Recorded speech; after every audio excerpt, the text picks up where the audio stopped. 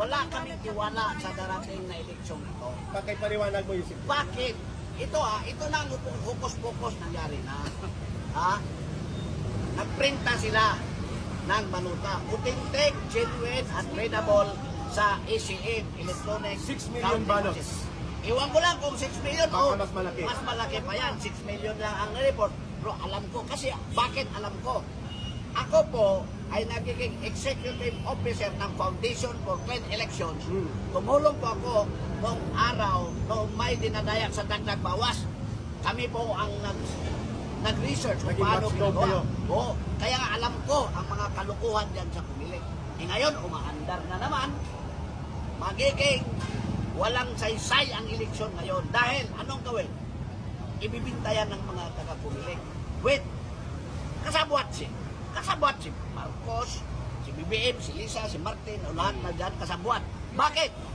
Dahil gustong ipapanalo ni BBM ang kanyang 12 na mga senatorial candidates. 12-0. Pati mga congressman nila. Pati mga congressman nila. At yan sila magbabayad din. Kasi pagdating sa sa counting, ang i-distribute, yun ang kasi pipilapan na nila yun. Nagdagang ko, Yusek Ben, Oo. halimbawa, ang inaamin ng Comelec na nang lumabas ang unang desisyon ng Korte Suprema na may mga kulang na kandidato na dapat ihabol, pinatigil nila ang Pinatigil. early printing. Oo. Ilan ang balota na inamin ng tama Comelec? lang yun. 6 million ballots. Ang 6 million ballots nagkakalaga ng 22 pesos per ballot. That's 132 million pesos. No, 132 million pesos na balota. Yun lang ang inamin nila. May punto si Yusek Ben. Paano kung 10 million ballots? Sobra pa Okay? yun.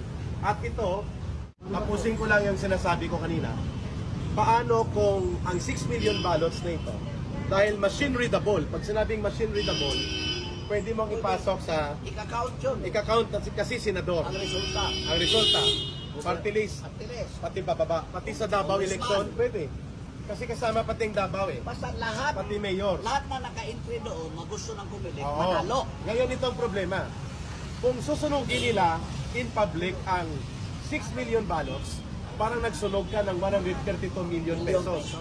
Ngayon, kung i-shred mo o ipapalamon mo sa Magkapira machine, pa sila. oo. Ngayon ito ang problema. Nasaan ito ngayon?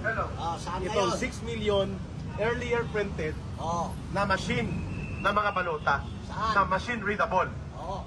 So, may punto po si Yusek Ben Ranke dyan. Gagamitin nila. Kaya nga, Oh, Yusek Ben ito na po. kaya nga nakita ninyo yung mga survey bayaran.